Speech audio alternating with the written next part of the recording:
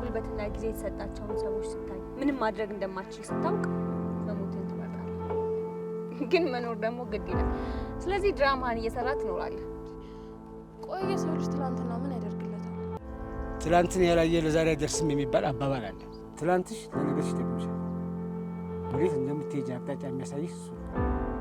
ቆይ ግን እውነት ታፈቅረኛለህ? የታመሙ እናትሽን ረስተሻቸው ነው?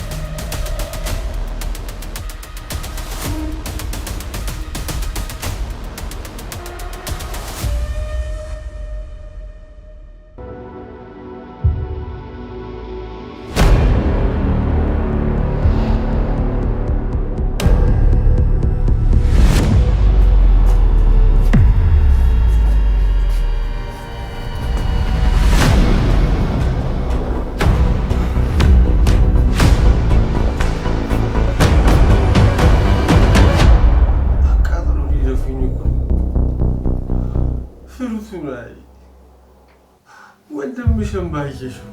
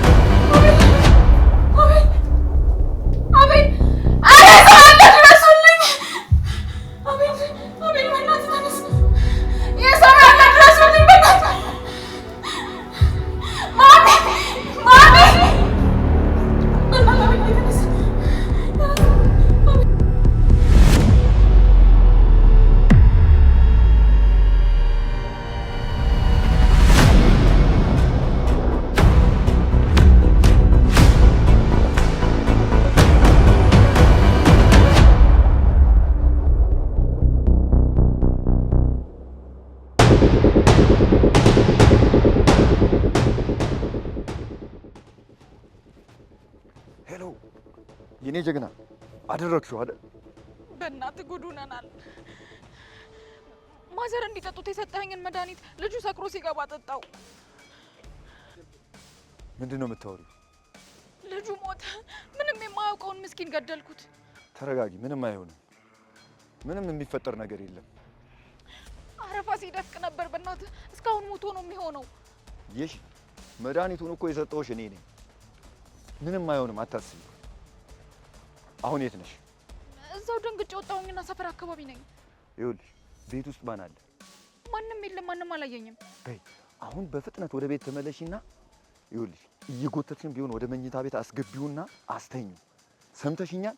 ይህን ነገር ማንም እንዳያውቅ። እሺ፣ ግን እርግጠኛ ነህ ምንም አይሆንም? ይሽ ያልኩሽን ብቻ ነገር አድርጊ። እሺ፣ እሺ፣ በቃቸው።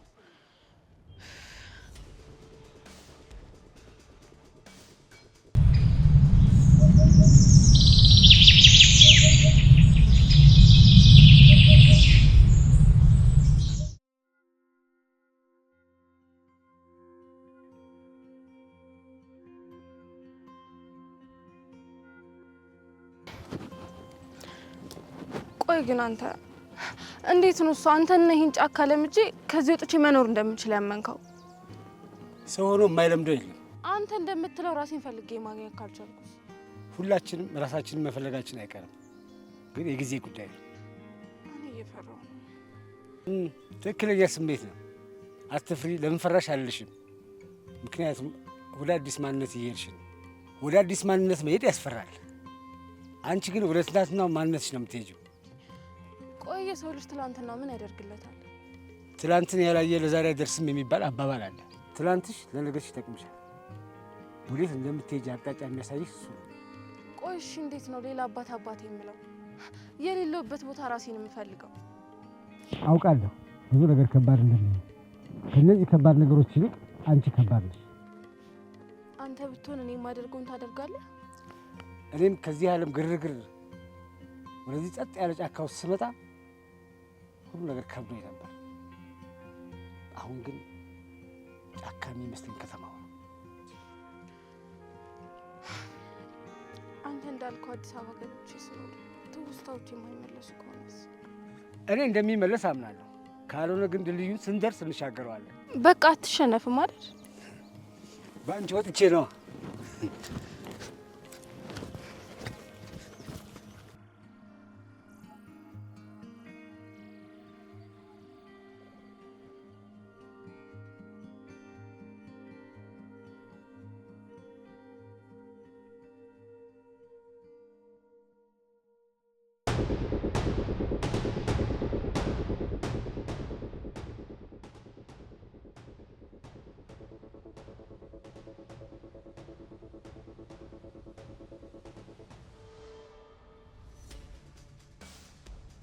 ይርም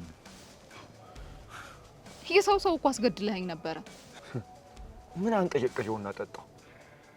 ስካሩ ነው ያንቀዠቀዠውማ።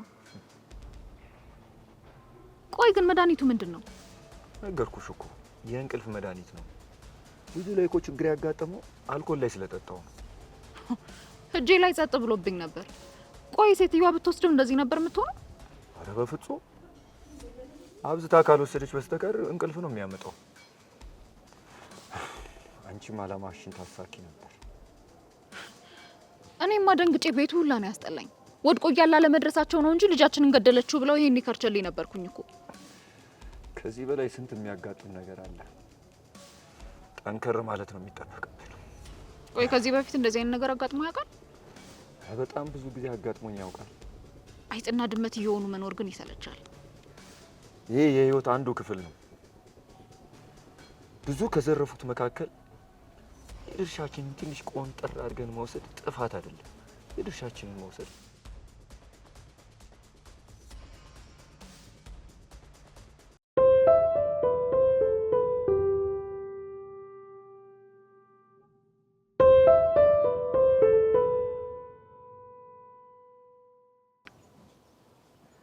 ቻለን ፍታዊ ትመስላለች።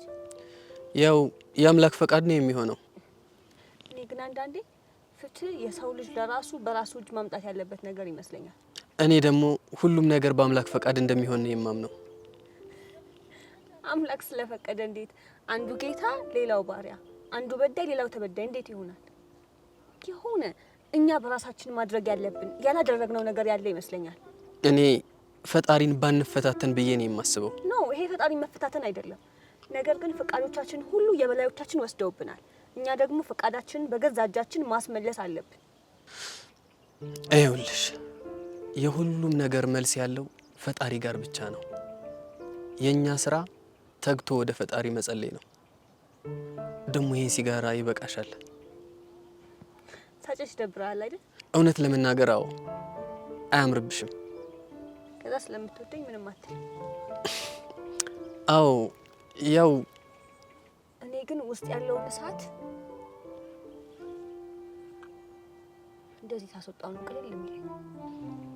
እሺ ካልሽ ግን እንደ ድሮ ብትሆኝ ጥሩ ነው። እንደ ድሮ ማለት ቤተሰቦች እንዳሉበት ጊዜ እህቴ ሳትታመም በፊት እንደነበረው። ቁስል እኮ ዝም ብሎ አይጠፋም፣ ጠባሳ ጥሎ ነው የሚያልፈው። ለምን ሩጫ እንወዳደረው? አንቺ ያምሻል።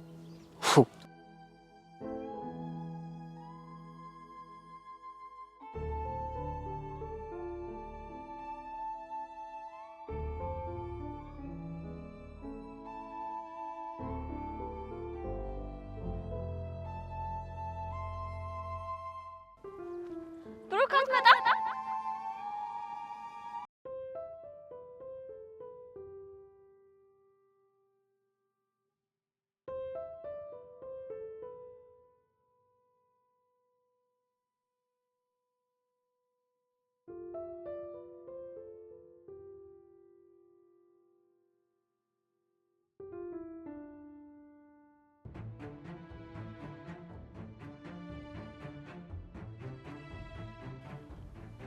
እኔ ግን የጀመርነው መንገድ የሚያዋጣ ሀሳብ አይመስለኝም። እዚህ ድረስ ከመጣን በኋላ ይሄን ሁሉ መንገድ ከተጓዝን በኋላ የምን ማፍከፍ ነው? ሴትዮዋ አምናሻለች፣ በዛ ላይ ሰውየው እያመነሽ ነው ያለው። እያመነኝ ብቻ አይደለም ታውቃለህ፣ ሰውየው ልክስክስ ነው። እሱን እንግዲህ ምን ጨርሰው ከሱ ጋር ተኝ እያልከኝ ነው? አላልኩም። አልክ እንጂ ምንም እኮ እየመሰለህ አይደለም። ይኸውልሽ ከዚህ ነገር ላይ ማለት ነው የሆነ ህይወታችን የሚቀይር ነገር ሳንይዝ መውጣት የለብንም ማለት። ቆይ ግን እውነት ታፈቅረኛለህ?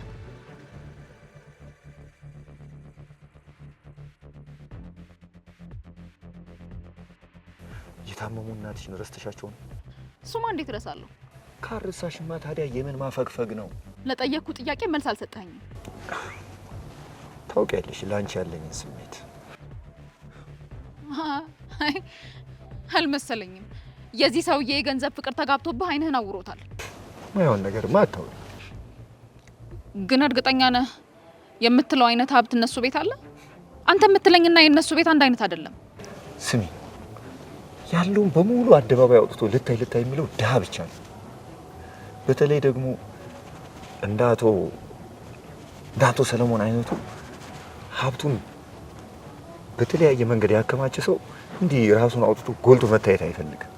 እንደውም እሱ ነው የተሻለ ህይወት እየኖረ ያለው።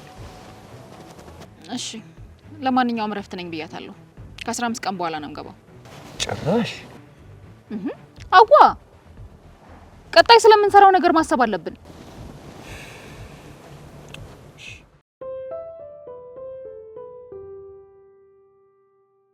ሄሎ ወንድምዬ። ወይ ቤተል ባሰብነው ዋጋ አገኘን እኮ። በጣም አሪፍ። እና ከባለቤቱ ጋር ተነጋገራችሁ? አዎ ተዋውለን ስራ መጀመር ብቻ ነው የቀረን። እግዚአብሔር ይመስገን። በቃ ከሳሮን ጋር ሆኜ ነው እመጣለሁ። ቆንጆዬን ሰላም በልልኝ። ሰላም እያለችሽ ነው። ቡናሽ ናፍቆኛል የኔ ቆንጆ። በሉ በቃ ጊዜያችሁን አልሻማባችሁ። ባይ። በጣም ይቅርታሽ ብራሪ፣ ግዴታውን ማውራት የነበረብኝ ስልክ ስለሆነ። አረ ምንም ችግር የለውም። ስለተሳካልሽ ደስ ብሎኛል በጣም። አመሰግናለሁ። እና ግን አያቴ እንዴት ናቸው? አያቴ በጣም ደህና ናት። ያው ትንሽ እርጅና እየተጫጫናት ነው እንጂ። እሱማ ያው እድሜም አለ አይደለ? ደግሞ በጣም ጥሩ አያት ናቸው። አንተም ደግሞ በጣም ጎበዝ ልጅ ነህ። እና ክላስ እንዴት እየሄደልህ ነው? አሪፍ ነው? አይ በዚህ አመት እንኳን ሳያልፍብኝ አይቀርም። ቀጣይ ልመዘገብ እያሰብኩ ነው። እንዴ ማለት ከኔ የምትደብቀኝ ነገር አለ ነው? መደባበቅ ጀመረ? አረ አይደለም፣ በቃ በሚቀጥለው አመት እኮ የትምህርት ቤት ክፍያ አልከፈልክም አይደል? ታዲያ ምን ችግር አለው? ተጋግዘን እንከፍለዋለን እኮ። ባለፈው የተላከውን ገንዘብ ለአያቴ መድኃኒት ገዛውበት። እሺ ታዲያ ትምህርት ማቋረጥን ምን አመጣው? አንተ በጣም ጎበዝ ልጅ ነህ። ደግሞ መተጋገዝ እንችላለን እኮ። አንቺን እንዳላስጨንቅሽ ብዬ እኮ ነው። ኧረ ችግር የለውም፣ በቃ እንተጋገዛለን። እሺ። መሞት ተመኝተህ ታውቃለህ? ኧረ በስመ አብ! አንቺ ምንድነው የምታወሪው?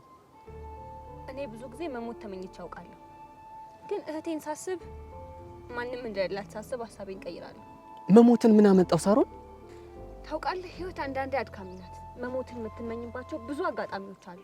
በተለይ ጉልበትና ጊዜ የተሰጣቸውን ሰዎች ስታይ፣ ምንም ማድረግ እንደማትችል ስታውቅ መሞትን ትመርጣለህ።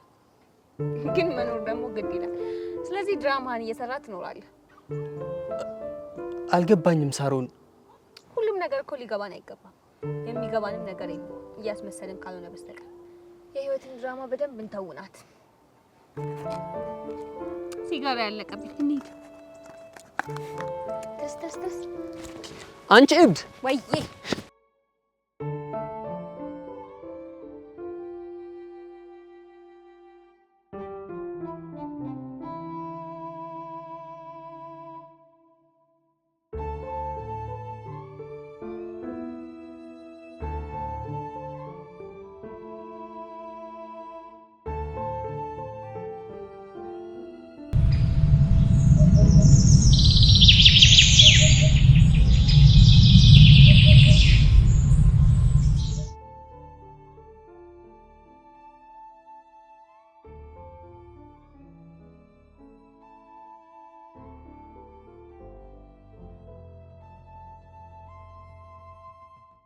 በፍጹም አልኩህ እኮ የማይሆን ነገር ነው። ድጋሚ እንደዚህ አይነት ስራ ላይ እጄን አላስገባም። ዋጋውን እኮ 2 እጥፍ እንዲሆን አድርገውልሃል። የገንዘብ ጉዳይ አይደለም፣ እኔ ስራውን እየሰራው ስላልሆነ ነው። ያው ሁሉንም ሚስጥር የምታውቀው አንተ ብቻ ነው። ከአንተ ውጭ ደግሞ ሌላ ሰው ማግኘት እንደማንችል ታውቃለህ። አቶ ተከስተ ልሰራላችሁ ስላልቻልኩ አዝናለሁ። እሺ እንግዲህ ምን ይደረጋል ይሁን። እሺ ሰላሙን። እንደው ወንጀል መስራት የማይሰለቻቸው ሰዎች መቼ ነው ልብ አግኝተው የማየው?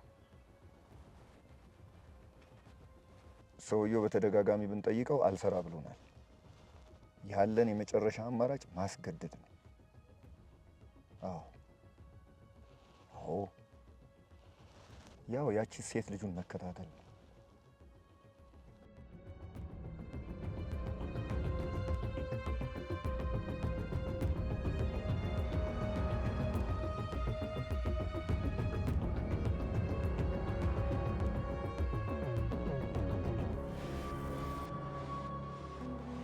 እዚህ አካባቢ አልጋየት ማግኘት ይችላለሁ? የዚህ አካባቢ አይደለም እባክሽ።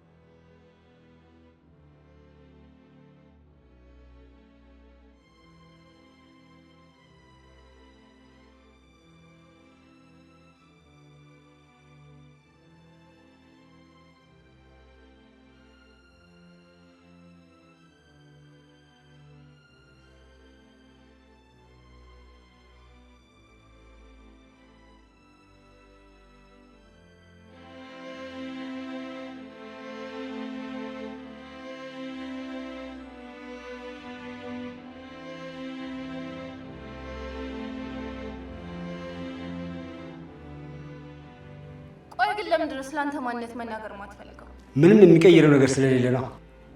እኔ መስማት እፈልጋለሁ። በጣም ብዙ እየተወሳሰቡ ያሉብኝ ታሪኮች አሉ። ሁሉንም በጊዜው ታውቂያለሽ አልኩ። ቤተሰቦች ማለትም ልጅና ሚስት በጦርነት እንደሞቱ። ይሄን ደግሞ ማን የነገረሽ? ከዛም በኋላ ዓለም በቃኝ ብለህ ከከተማም ከሰዎችም ተነጥለ እንደምትኖር። ቆይ ይሄን ሁሉ ማን ነው የሚነግርሽ? ብዙ ነገር እሰማለሁ፣ በጣም ብዙ ነገርም አሰላስላለሁ። ግን አንተ ደግሞ ይሄንን እንዳውቅ አትፈልግም፣ ስለኔም ጭምር። ሁሉም እውነት አይጠቅምም። አንዳንድ ቁስል ባይነኩት ነው የሚጠቅመው። ለዛ ነው የኔን የተበላሸ ፊት የቀየርከው? ለምን እንደነበር አልተውከውም ነበር? መልኬ አንቺ እኮ ገና ልጅ ነሽ። ወደፊት ብዙ ነገር ይጠብቅሻል። እኔን ለማሳከም በጣም ብዙ ብር እንዳወጣ ሰምቻለሁ። አንቺን አይደለም ያሳከምኩት፣ ራሴን የታከምኩት። ተይ ሁሉን ነገር አትቁስቁሽ። ቆያውን ሁላ ገንዘብ ከየት ነው ያመጣው? ሁሉም ነገር ጊዜ ይገልጥልሻል። ለሁሉም መልስ ባንዴ አትፈልጊ።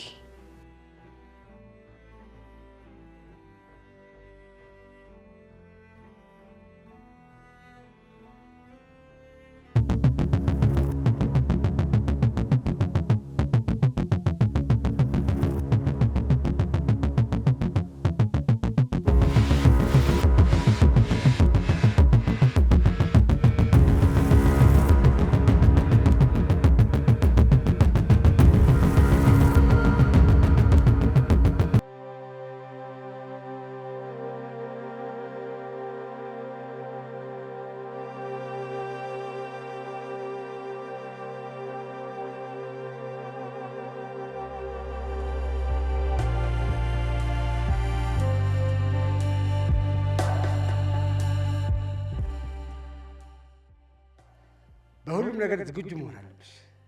እቺ ዓለም ጠንክሮና አሸንፎ ለቆመ ብቻ ነች። ከተማ ስኖር ምን አይነት ሰው ነበርክ? እስቲ ተይኝ አትቁስቁሽ። ረመጥ ታውቂያለሽ? አመድ የሸፈነው እሳት። እሺ ሚስት ምን አይነት ሴት ነበረች? አንተስ ምን አይነት ባል ነበርክ? ደረቅ ደረቅ ነሽ። አንዴ ከያሽ አትለቂ። በእናትህ ንገረኝ። እምነት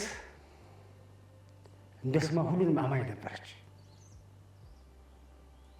እኔ ግን ሁሉንም ተጠራጣሪ፣ ሁሉንም ካልመረመርኩል ነበር። እንዴት ተዋወቃችሁ? ታካሚ ነበረች። ያው እየወደድኳት ስመጣ ሆን ብዬ ቀጠሮ እየቀጠርኩ አስመጣት ነበረ። አባቷ በጣም ኃይለኛ የመንግስት ባለስልጣን ነበሩ። አሁንም በስልጣን ላይ ናቸው። እስኪ ተይኝ። በእናትህ ንገረኝ። ሌላ ቀን። እሺ ቆንጆ ናት ማለቴ እንደኔ? ቁርጥ አንቺ ነበር የምትመስለው። በይ ወደ ስፖርት ወደ ስፖርት። ዳይ ዳይ ዳይ ቶሎ ቶሎ ዳይ ዳይ ስፒድ ስፒድ ስፒድ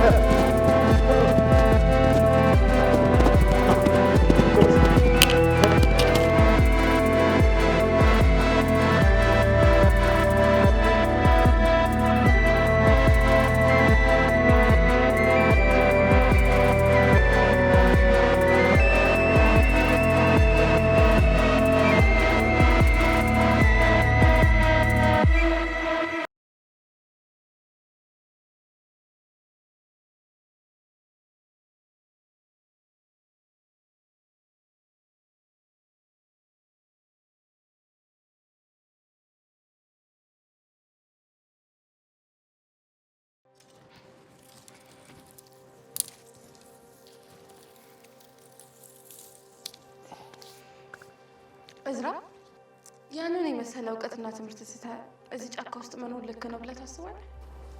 ሰው እኮ መጀመሪያ ራሱን ማዳን አለበት። የኔ የምላቸው ሰዎች ከሌሉ ድረስ ዓለም ለኔ ጎዶሎ ናት። ሚስቴንና ልጄን ሳጣ እውቀቴ ምን እንደሆነ ነው የጠፋብኝ። ሰው አይምሮ ሰላም ካልሆነ እንኳን ለሰው ለራሱም አይሆን። ግን አሁን እኮ አይምሮ ጥሩ ሁኔታ ላይ ነው አይደል እንዴ? ለምን ወደ ቀድሞ ስራ አትመለስም? እርግጥ ነው አሁን እንዳልሽው ትንሽ ሰላም ነኝ፣ ግን ወደ ስራዬ ለመግባት እፈራለሁ። የከተማውን ግርግርና ጫጫታ የምችለው አይመስለኝም። ለአንቺ ሕክምና ከተማ ስመላለስ የተሰማኝ ስሜት እሱ ነበረ። ድጋሚ ከተፈጠርኩ ግን ያንተ ልጅ ሆኜ ነው መፈጠር እንፈልገው። እነዚህ የፍልስፍና መጽሐፍቶች ሀሳቦች ናቸው። ፍልስፍና ሳይሆን ያው ድንገት ከተፈጠረም ብዬ ነው።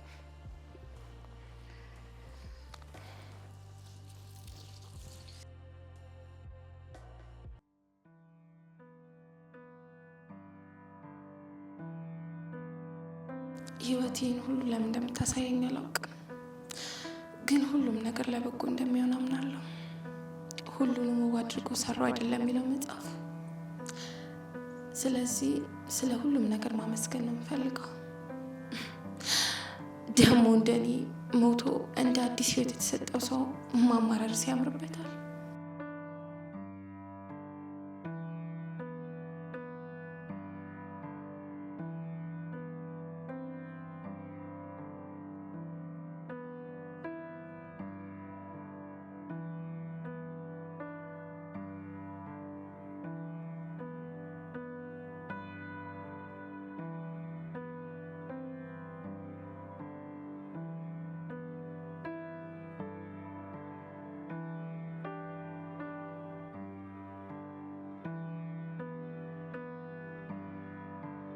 እዝራ ለእኔ ህይወትና ለአዲሱ መልኬነቴ ብዙ ዋጋ ከፍሎልኛል። ግን ለምን ወደ ድሮ ማንነቴ ወደ ረሳው ትንነቴ ፍለጋ እንደሚልከኝ ምክንያቱ ባያሳምነኝም መሆን ያለበትን ሁሉ ግን ላደርግ ዝግጁ ነኝ።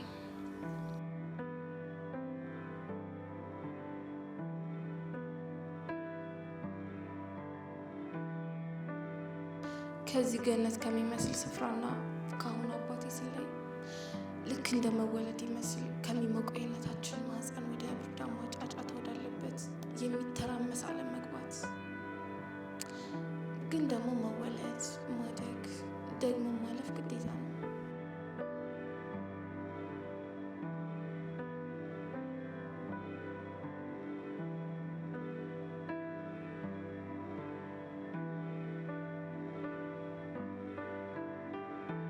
አጠቃላይ ከመልክ መለየት ከባድ ነው። ግን አሁን ያለችበት ደረጃ አብዛኛውን ትውስታዎቿ እየተመለሱ ያለበት ነው። ስለዚህ ከብዙ ፍንጮች አንጻር አዲስ አበባ ተወልዳ ማደጓን ደርሼበታለሁ። እዛ ሄዳ ሙሉ ማንነቷን ትመልስ።